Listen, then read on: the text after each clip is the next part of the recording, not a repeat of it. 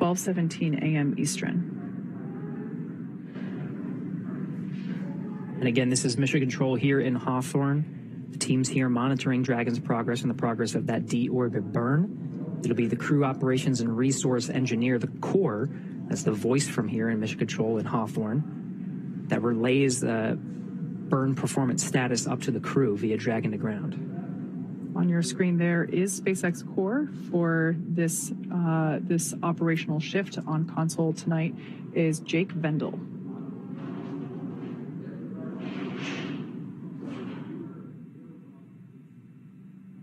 As Gary mentioned, this is the primary communicator for from SpaceX Mission Control to the crew. Very similar to NASA's Capcom role.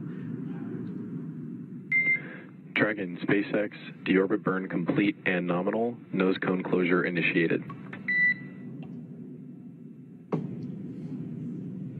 SpaceX Dragon copies.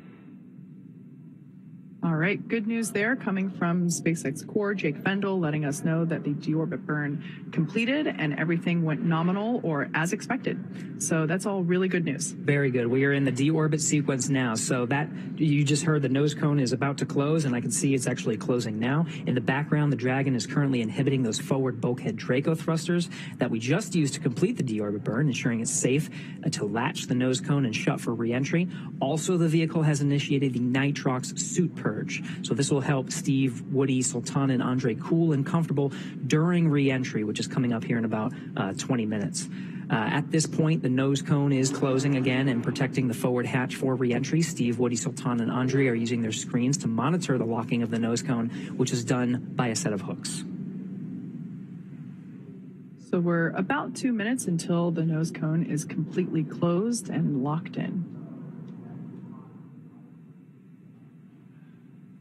Once again, we are in the deorbit sequence. So far, we have separated the trunk and we have completed the deorbit burn. And right now, we are closing the nose cone. This is the final physical change or modification to the Dragon capsule prior to re-entry. After the nose cone is closed, we will slew or reorient Dragon to basically make sure that the heat shield is what is pointing first toward planet Earth, and that will line us up for atmospheric reentry. And a lot of that is in work now in concurrence. The closing of the nose cone is underway, as well as the slewing. Again, there's plenty of margin here from the time that the deorbit burn is complete, that 16-minute burn, and the time of entry interface. Make sure there's, if they have time to correct anything, that is already built in, but everything's looking good so far. Making sure the heat shields are pointed the right way, nose cone is closed, and the crew is prepped with that nitrogen purge. So we saw the views of the crew from the inside of the capsule with their visors up. Again, those visors will come down, and part of the, not only do the suits actually provide that extra protection, but Kate, you mentioned that they'll actually make sure that they provide cooling and comfort, because there's a lot of heat that's being generated through the reentry process. The outside of the vehicle can experience upwards of 3,500 degrees Fahrenheit. Exactly. Yeah, we'll purge some cool air through the suits. But the interior of the capsule, there's also a thermal system that will help pump some cool air there as well. So the crew generally stays really comfortable, even though the exterior of the capsule does get super hot, as you said. With that plasma buildup, it'll be certainly one of the more dynamic things that the spacecraft goes through during its mission. But yeah, the crew stays pretty comfortable, and that nitrox air, which is a mixture of nitrogen and oxygen, the same stuff that is put into scuba tanks for scuba divers, that same breathing air, we pump that through the suits to allow the crew to stay super comfy during their reentry. We did get confirmation that the nose cone is closed. So this deorbit sequence we're really making our way through very well. As we begin the second half of entry, Dragon is now beginning to inject that cool nitrox air that I mentioned before, that's being delivered to the suits worn by Stephen, Woody, Sultan, and Andre. Again, this is what will allow the crew to remain comfortable while the external temperatures of Dragon reach 3,500 degrees Fahrenheit. The heat shield will be pointing forward, leading the capsule to the landing site. Now, speaking of that heat shield, Dragon's primary heat shield is comprised of Pica 3.0, Pica meaning phenolic impregnated carbon ablator. The first generation Pica was initially developed by NASA for studying and sampling comets within our solar system. Yeah, really cool history here. SpaceX partnered with NASA to develop Pica X, which was the second generation product used on all Dragon 1 cargo resupply missions that successfully resupplied the space station on 20 different missions. Pica 3.0 was developed specifically for use on the Dragon 2 crew and cargo with enhanced structural and thermal properties that optimized the heat shield and drove down cost and mass. Yeah, pretty cool. The remainder of Dragon capsule is comprised primarily of SpaceX proprietary ablative material. It's another class of thermal protection, which is lighter weight versus Pica and protects the underlying composite structure during reentry to basically ensure that the structural capabilities are maintained from mission to mission. And while Dragon will experience temperatures well over 3,000 degrees Fahrenheit, Kate, you mentioned 3,500 degrees, during peak re-entry conditions, the characteristics of the TPS, the thermal protection system, coupled with the ECLIS, environmental control and life support system in the pressurized interior, will ensure that Steve, Woody, Sultan, and Andre stay cool and comfortable during all phases of re-entry through splashdown. After Dragon Endeavour has re-entered the Earth's atmosphere, a series of parachutes will deploy to slow the crew's descent. As we mentioned before, the first set will be the 2 drogue parachutes, followed by the 4 main chutes, and those will guide Dragon to its first contact with Earth since launching in April earlier this year. Dragon will automatically deploy these parachutes when different pressure and positioning sensors on the capsule detect that they are at the right speed and altitude. Vehicle velocity at drogue deploy is approximately 300 miles per hour. They deploy at about 18,000 feet. Then vehicle velocity at main parachute deploy is approximately 119 miles an hour. They deploy at about 6,500 feet. Vehicle velocity at water splashdown is about 16 miles an hour. Highest G load the crew will experience during reentry is approximately 3.5 Gs. So again, the nose cone is closed. Those nose cones are secured by a series of latches. The first set of hooks is closed, and the second set of hooks is traveling to secure the nose cone. Again, that is closed, and the vehicle is slewing or orienting itself with the deorbit position, with the entry interface position, to allow the heat shield to meet up with the atmosphere. And those Pica tiles that were designed to take those loads of the heat will be pointing the right direction.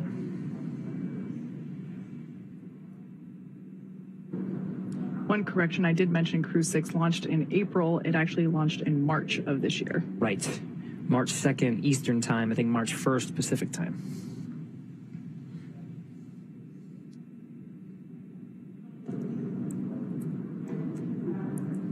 It's 8:47 p.m. Pacific time now. We're about 30 minutes from the expected splashdown time. Again, we're tracking 12:17 a.m. Eastern time over in Florida near Jacksonville, which is our primary landing site here at the Pacific Coast, 9:17 p.m. Dragon, SpaceX, nose cone secured for entry. SpaceX Dragon's office. So again, 2 sets of latches that secure that nose cone. Those have traveled and confirmed that not only is the nose cone closed, but it is secured for re-entry. And with that, Dragon, I've got a entry sequence brief. Report ready to copy.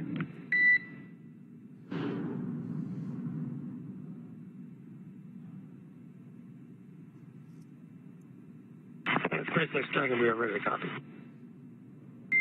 All right, Steve, we see blackout start at 0404, blackout end at 0411, and splashdown at 0417. No update to vehicle status. Weather still looks good. How copy?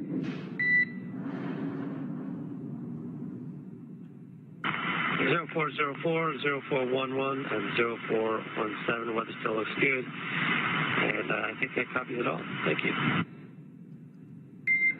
good readback.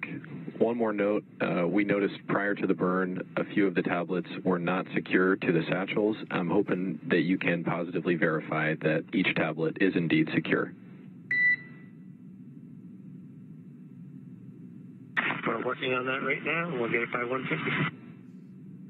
Copy. All right, that was SpaceX Core Jake Vendel letting Commander Steve Bowen know our updated timeline for that expected loss of signal.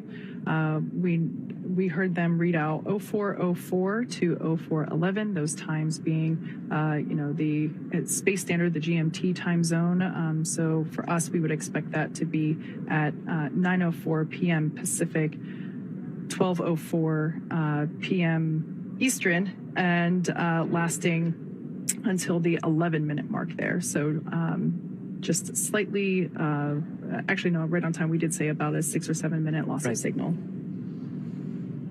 Splashdown time remains as we originally were targeting, that 9:17 p.m. Pacific, 12:17 a.m. Eastern. And you can just see just how quick in succession everything is. From 9:04 to 9:11, we go from 17,000 miles an hour to 350 miles an hour, and then through the drogue parachute deployment and main parachute deployment over the course of 6 minutes, we get down to 15 miles an hour at the time of splashdown. Yeah, and during that time, the crew will experience about 3 to 5 Gs during this reentry phase. So pretty similar to what they would have felt during the launch phase of the mission.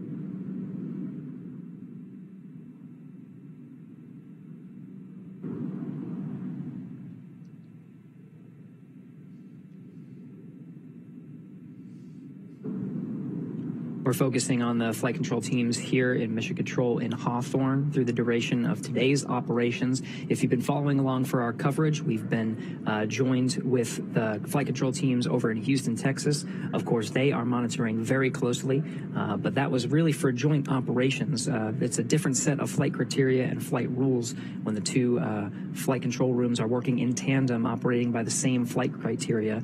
And there is that dance of the Dragon and the International Space Station. Really, the responsibility of the Dragon is on the teams here in SpaceX. They are, of course, communicating constantly with the teams over at NASA, and the NASA teams are in the loop monitoring the progression of the Crew 6 astronauts and cosmonauts' return home to Earth.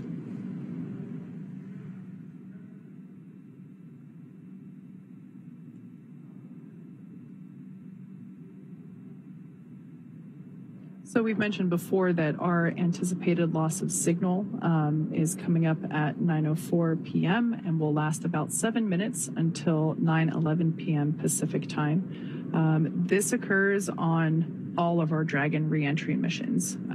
It is pretty standard and expected, the 7-minute period where the Dragon is unable to send any telemetry to the ground or be commanded from the ground, including no communications, which is why we call it a communications blackout.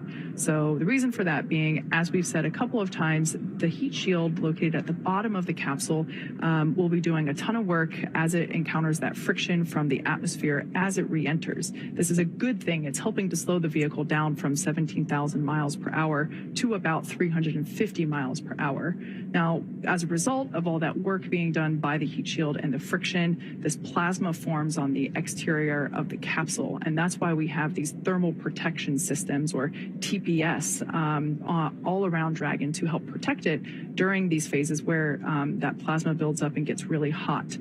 It'll reach about 3,500 degrees or thereabout during this reentry phase. So pretty standard. That being said, it does make for a great view. If you live in Central Florida, you will definitely be able to see Dragon streaking across the night sky. Really, if you look up, you won't be able to miss it. Now, of course, once Dragon splashes down, and we did get that read very recently up to the crew that we're right on target for that 9:17 p.m. Pacific, 12:17 a.m. Eastern Time splashdown off the coast of Jacksonville. The recovery teams are already staged.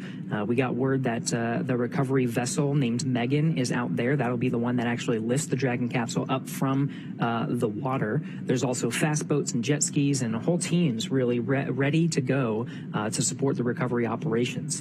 We've supported many nighttime landings or splashdowns in the past, and so they're very used to these operations. Dragon has systems built into the outside of the capsule that allow for flashing lights and a lot of calling of attention to itself to make sure that the recovery teams can easily see it. And of course, the assets themselves have equipment on board to be able to locate, track, and find, and of course, recover the Dragon capsule.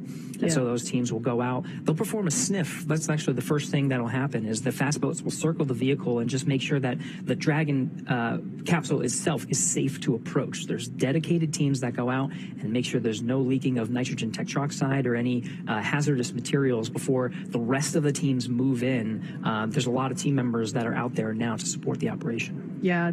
This evening for this Atlantic coast recovery, we are utilizing our recovery vessel Megan, and those teams are stationed about 3 miles away from the targeted splashdown site. So it's one of my favorite but frustrating parts of splashdown is after we see the capsule actually land in the water and we see the parachutes be released and splash down as well, we then have to wait for the recovery vessel to trudge those 3 miles. And in that time, we're able to see the fast boats approach the capsule, as the name suggests, much faster. They are slower than Megan, the primary recovery vessel. So they can get out there much quicker and perform, as you said, that sniff test as well as recover the parachutes from the water.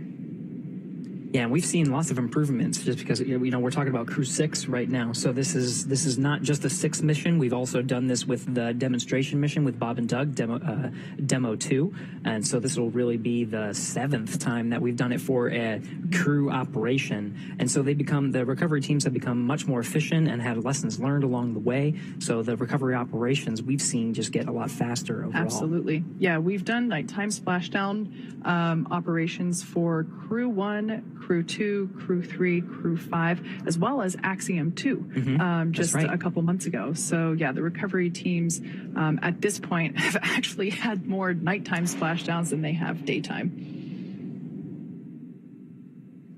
I should say for crew missions. That's right. Not for NASA crew, but for crewed missions, I'm not counting the cargo missions. Right. And it is a good nod to make sure that we mention the private missions as well. We mentioned the Axiom mission 1 and 2, of course, Inspiration 4. So there's a lot of practice with the recovery operations in these teams. Of course, we have the views here of the flight operations teams here in Hawthorne that are monitoring the Dragon's re-entry. Again, we've successfully performed a de-orbit burn, so we're just waiting for that entry interface that's coming up at 9:04. So really just 7 minutes from now, and that is the beginning of the blackout period. That's when the Dragon capsule starts to experience the molecules of the atmosphere a lot closer, so that it experiences much more friction, and we start to see that plasma buildup, and it provides a significant amount of drag and shaves a lot of velocity off of the Dragon capsule right now, traveling about 17,000 miles an hour. And through the 7-minute period of blackout, where there is that plasma buildup, where we are traveling through the more denser parts of the atmosphere and slowing down significantly, we'll get on the back end of that. 9/11, they said, was the exit of that blackout period, where we start getting communications from the crew, and we're on the back end of the entry interface. That will be we'll get down to 350 miles an hour. Yeah, if memory serves me correctly, we typically hear SpaceX core start reaching out to the crew about 1 minute early. There have been some instances where we've been able to regain communications with the crew a little bit earlier than originally anticipated. So probably around the 9:10 p.m. Minute mark, Pacific, I should say, we might start hearing SpaceX core hail the Crew 6. And it could go in the other direction too. This is, of course, an estimate based on the predicted plasma buildup and the predicted comms blackout. But of course, there could be another minute or so before they regain comms, and that's all built into the timeline. We'll hear those checks go up on Dragon to ground, and they'll continuously call the crew. SpaceX Dragon, tablets are secure, restraints are tightened, visors are down. Copy Dragon, tablet secure, restraints tightened, and visors down. With that, we are 5 minutes until the predicted comm blackout. Dragon Endeavor, see you on the other side at 0411. 0411, we'll talk to you then. All right, that was the voice of Crew 6 Commander Steve Bowen, letting us know that the teams have put away and secured the tablets that were, prior to now, they were located and strapped onto their legs outside of the spacesuit. So those are now put away, and they have also closed the visors. So the last time we saw the crew inside the capsule, their visors were up. They've now closed the visors, and that provides really a leak-tight environment for the crew during this dynamic phase of reentry. For those of you that have recently joined over the last 45 minutes, we've basically been executing step-by-step the deorbit sequence, starting with the releasing of the claw, which is what was connecting the Dragon capsule to the trunk being the unpressurized section that is jettisoned in order to reveal the heat shield located at the bottom of the Dragon spacecraft. So we released the claw, that the trunk separated. We then performed a 16-minute long deorbit burn. We've also slewed or reoriented the capsule so that the heat shield is facing it's hard to describe it in my head, but it basically, the heat shield is what is leading the capsule to the targeted splashdown site, which today is in the Atlantic Ocean off the coast of Jacksonville, Florida. As we just heard, we have an anticipated loss of signal, or LOS, that will last for 7 minutes, and it will start at 9:04 p.m. Pacific in about 3 minutes from now. That is standard for all of our Crew Dragon reentry missions. And at that point in time, the Dragon will not be able to send any telemetry or data to the ground. The ground will not be able to command Dragon at all, and we will not be able to receive any communications from the crew or to them either. Now, on the back end of the communications blackout, when we receive a word from the crew, it'll be the crew themselves that read out some of the calls of their status. We'll be relying on that, and of course the data that we're receiving from Dragon, now that we're outside of that blackout, to determine the performance of the vehicle. We'll see those drogues. There's 4 main parachutes that allow for a safe landing. The parachutes are designed with that 4th in mind, so that even if the 4th were not to inflate all the way, 3 could actually provide enough resistance to properly decelerate the Dragon so that it lands right on time and provides a normal amount of drag on the vehicle to get us down to that 15 miles an hour at the expected time.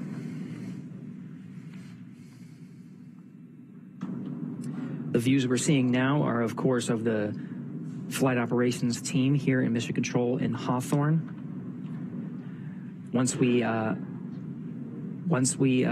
We'll soon hopefully be getting some views from the recovery vessels out in the Atlantic Ocean. That's the recovery vessel Megan, as well as the recovery teams on fast boats and jet skis. We should be getting views hopefully from the Atlantic Ocean to see the Crew 6's entry through the atmosphere. I was trying to look through my notes. I can't quite remember what it is off the top of my head, but you were talking about the parachutes before, and the drogue chutes that we deploy prior to the main parachutes. Those drogue chutes help provide additional slowing and stability for the Dragon capsule as it comes out of that atmospheric reentry. And I forget what factor it is that if we didn't have the drogue parachutes, I think it's something like the main parachutes would have to be manufactured to be 2 to 3 times stronger, which of course would add weight to the capsule itself. And in spaceflight, everything is weight. You want to minimize the weight that you're taking. So those drogue chutes are definitely small but mighty in the job that they have to do. Now we're under a minute away from that, or just a couple seconds rather, away from that anticipated loss of signal, or LOS. This will be a 7-minute period in which we were unable to communicate with the crew, and we were unable to command Dragon or receive telemetry or data from it.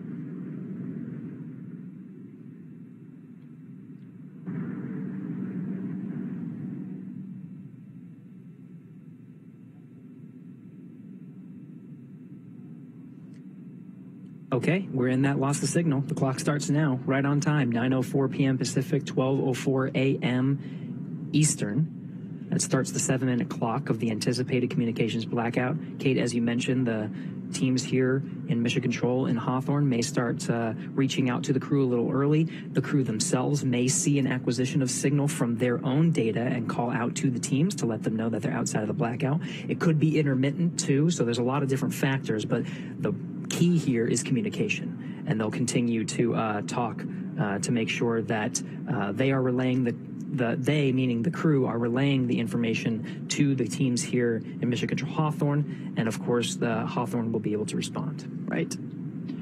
So for those of you that have just recently joined us, at this point we have entered a communications blackout period, a loss of signal, or LOS, and lasts approximately 7 minutes due to plasma formation around the spacecraft. During this time, no vehicle telemetry is received by Mission Control, which you see there on your screen, and no external commanding of the vehicle or voice communication is possible. But as a reminder, Dragon is designed to fly itself. During this reentry, the vehicle will be slowing down from orbital velocity, which is about 17,000 miles per hour. And the top temperature that Dragon will experience upon reentry is about 3,500 degrees Fahrenheit. As we've mentioned before, this expected blackout period is, we anticipate it to last about 7 minutes. It might be a little bit less, it might be a little bit more, but we will definitely be able to hear the crew once they do reenter from that anticipated loss of signal. We'll have acquisition of signal, which is AOS. That's right. And the last read up to the crew prior to their entry and the beginning of the blackout period, we were still tracking an on-time splashdown. Again, for those following along, that's 12:17 a.m. Eastern Time, 9:17 p.m. Pacific Time.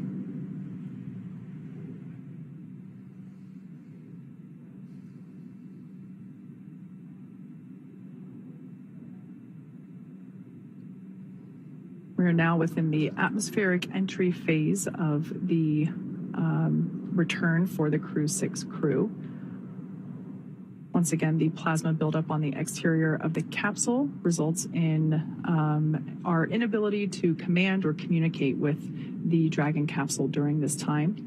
This happens with all of our crew missions, and we expect this to end at about 9:11 p.m. Pacific or 12:11 a.m. Eastern.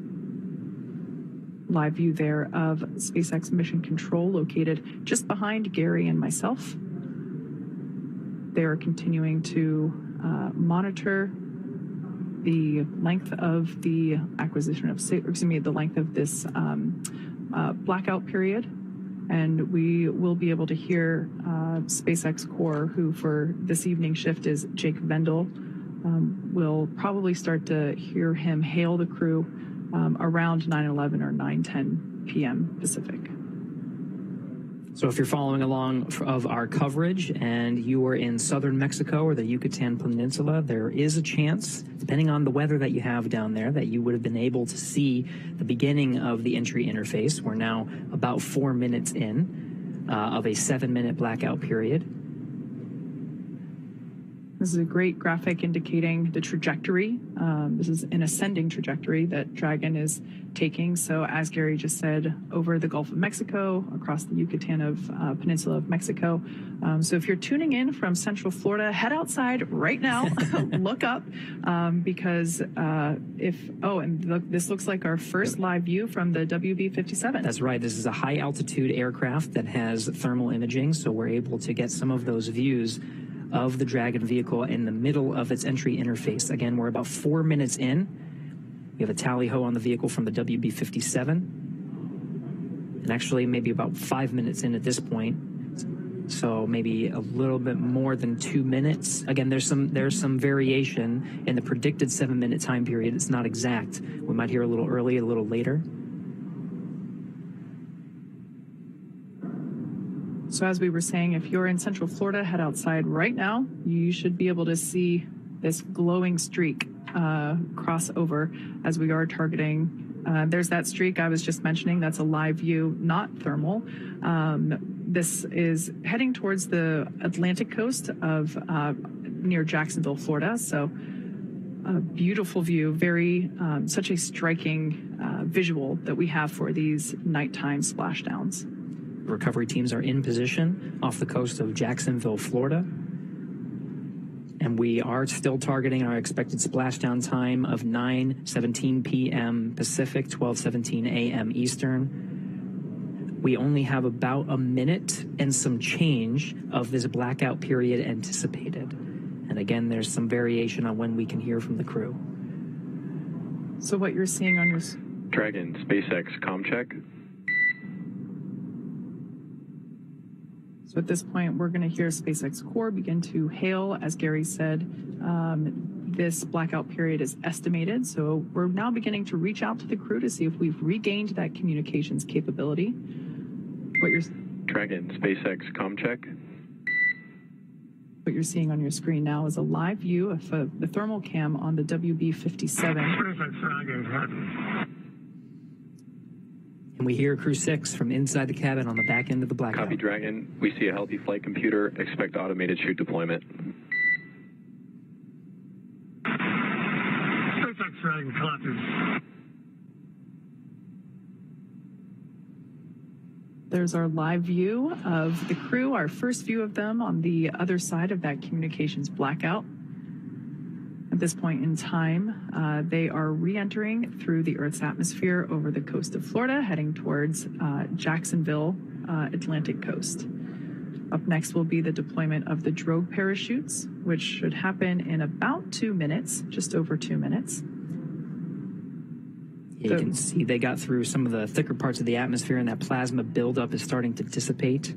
We have about, less than 2 minutes or so. Dragon, SpaceX, GPS converged. Expect nominal altitude for drogue chute deploy. SpaceX Dragon, copy.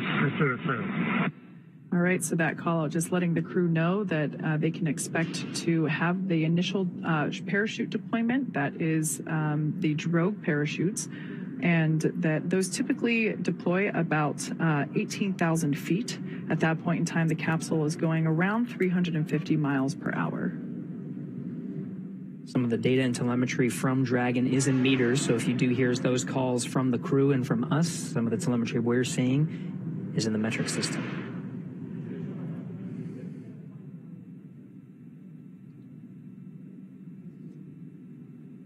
Confirmation that seat rotation is in progress. This allows the crew to be in the proper position to take the loads of the chutes as they experience the G-forces that the chutes exhibit upon deployment. They provide some drag on the vehicle. And again, we're traveling about 350 miles an hour. So from here, with the drogue deployments and main deployment, we're going to get down to about 15 miles an hour. Drogue deployment coming up in approximately 20 seconds. Brace for drogue window.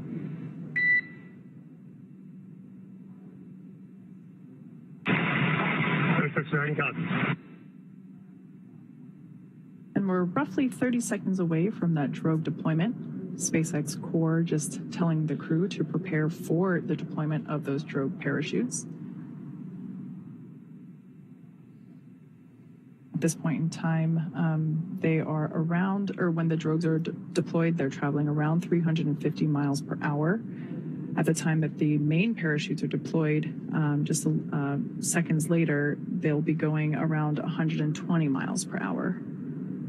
So these drogue parachutes help provide further deceleration as well as stability for the capsule prior to those main parachute deployments. Drogue pyros have fired, and we have good confirmation of drogue shoots. 2 drogues. It's a view from inside the parachute bucket.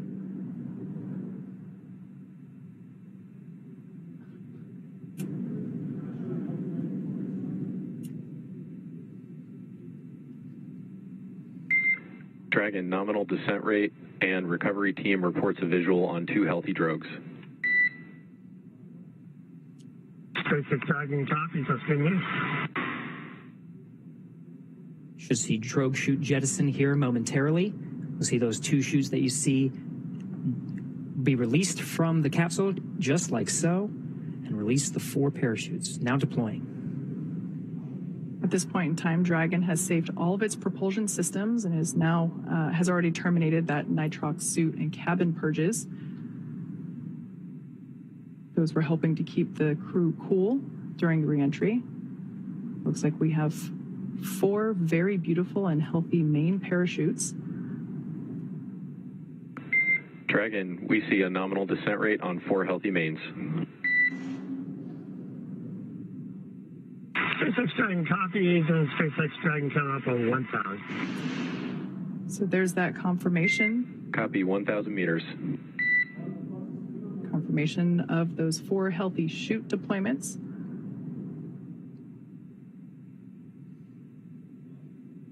Now standing by for splashdown. At the point of splashdown, the capsule will be going about 15 or 16 miles per hour. Continuing to decelerate from a rate of from a speed of about 120 miles per hour. 800. So we will now begin. Copy 800. To hear Commander Steve Bowen call out the altitude as they approach the water surface. That is again in meters. Landing in water is simpler and provides more margin against unlikely parachute issues. We had to learn how to make Dragon waterproof, but once you do that, it's very much a rinse, review, reuse type process. 600. Copy 600. 600 meters, and the descent rate is as predicted, meaning we're targeting that splashdown time in about a minute.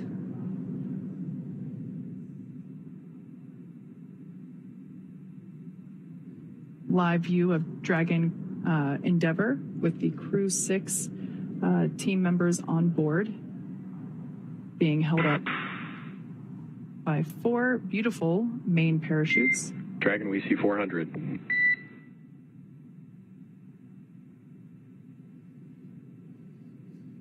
We're now about 400 meters above the ocean surface.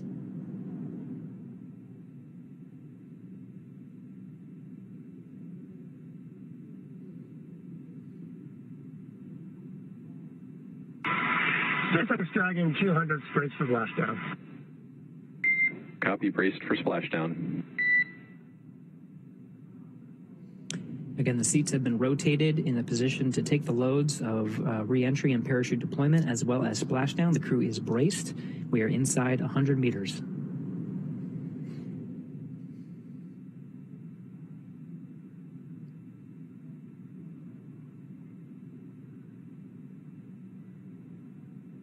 Dragon Endeavour continuing its slow descent. There we can see splashdown on screen. Those parachutes are then cut and released.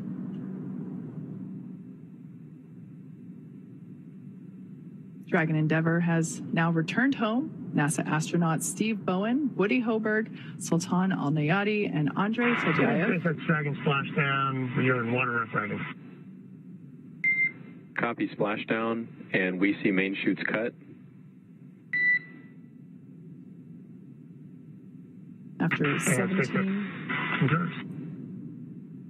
after a 17-hour return journey from space, Crew 6 is home. So the teams have been ready and waiting about 3 nautical miles away, so it's going to take them about 30 minutes to make their way to Steve, Woody, Sultan, and Andre inside the Dragon. You can see the recovery forces in some of the views that you're seeing. Of course, these views being provided by the recovery vessels. You saw there was a helo deployed, providing some visuals and lighting of the Dragon capsule. Stable 1. Copy, Stable 1. Dragon Endeavour, on behalf of NASA and SpaceX, welcome back home. Thank you for flying SpaceX. Thanks, SpaceX.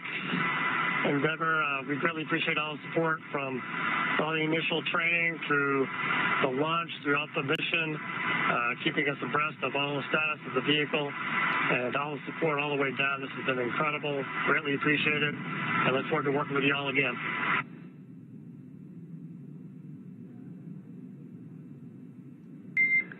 Copy y'all, and you've got a room full of happy people here. We've got some systems to verify safe before we give the boats a go to approach. I'll be back with you on that topic in a minute. SpaceX Dragon copies. We'll just enjoy the wallowing here. It might be soothing. We maybe all be napping soon.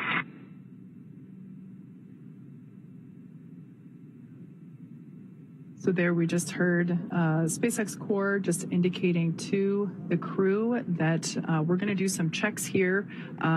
Here from Mission Control Hawthorne, we're going to do some system checks to make sure that everything is safe as necessary on the Dragon Endeavour capsule. They will then give the go for safe approach to the teams there that you see on your screen in the fast boats. One of those boats will focus on recovering the parachutes from the water. The other will begin inspections, a sniff test for those onboard propellants, nitrogen tetroxide and monomethylhydrazine. They are toxic if someone were to breathe them. So we definitely want to ensure the safety of the entire recovery team as well as the crew. So one of the teams in the fast boats will perform a sniff test using devices while wearing personal protective equipment to ensure that none of those propellants have leaked out and that there's no vapors lingering from, just many minutes ago when those thrusters were actually firing back in space. Precisely. Now, this is the 4th splashdown of Dragon Endeavour and completes the 4th mission, Crew 6, splashing down right on time, 12:17 a.m. Eastern Time, 9:17 p.m. Pacific Time. We're getting views from the recovery vessels that are out many nautical miles away from the coast of Jacksonville, Florida. And the crew and teams here in Hawthorne reported a stable 1 position. That just notifies that the capsule is in the ideal position, floating in the Atlantic Ocean there, upright, with the heat shield in the water and the nose cone pointed towards the sky, as you see there.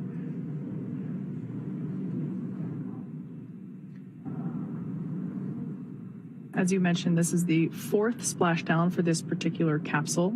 Most recently, it supported Axiom 1. Prior to that, Crew 2. And prior to that, Demo 2. So this capsule, I have great personal attachment to. I had the opportunity as part of my day job to go inside the capsule while we were building it. And when I say building it, I mean like for the first time, not during the refurbishment process. And when we were originally building it for the Demo 2 mission, I just remember being inside this capsule and thinking, Dragon, SpaceX, we are go for recovery personnel to approach the capsule. Expect fast boats alongside in just a few minutes. Dragon, we look for light. all right, good news there from Mission Control, letting the crew know that everything checked out from a systems check, and the team there on screen in the fast boat now has the green light to approach and begin performing these sniff checks for those vapors for the onboard propellants. Just to conclude my thought, it's always great to see this capsule fly and land, and it just makes me so happy to see it with another mission under its belt. It's part of the design of the Dragon capsule is to be reusable. So even after the harsh conditions of 3,500 degrees of plasma buildup and being in the salty ocean, the teams are still able to refurbish it and prepare it for the next mission. And this is the 4th successful flight of Endeavour.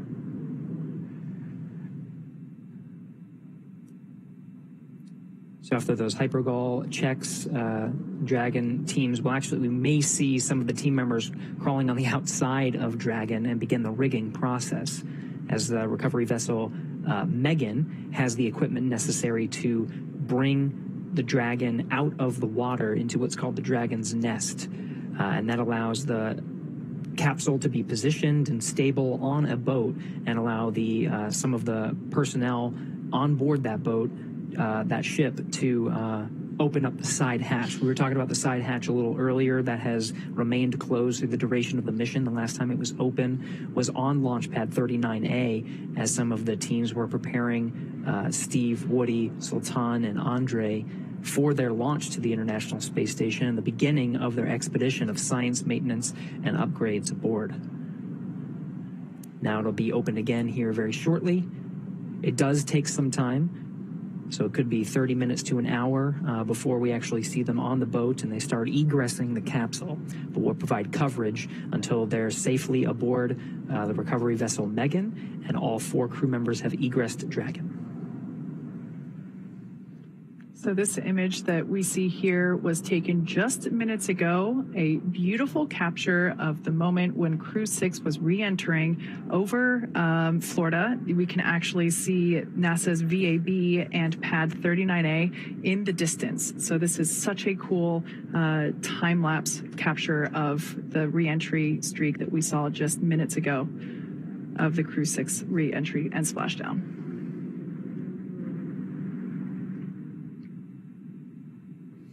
Now, of course, we have recovery teams out there that are executing these operations. We can actually see some of the personnel there. We do have a public affairs officer on recovery vessel Megan, Courtney Beasley, who is standing by and watching the operations unfold and providing some coverage from there. I'll do a comms check with Courtney Beasley, who's there via satellite phone. Courtney, can you hear us? Gary, I have you loud and clear. How do you hear me? Loud and clear. Courtney, we were very jealous, and we were talking a lot, Kate and I, about the views of Dragon's re-entry through the atmosphere and the plasma trail and the landing, of course, in the Atlantic Ocean. I can't imagine a person who had a better view than you.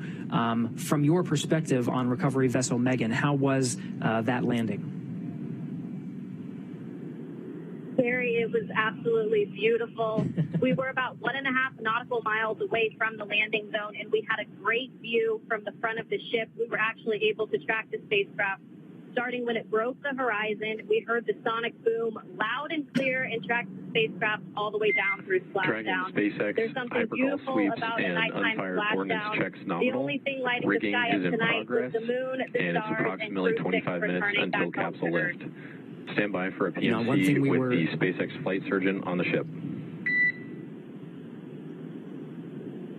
And we did just hear a call out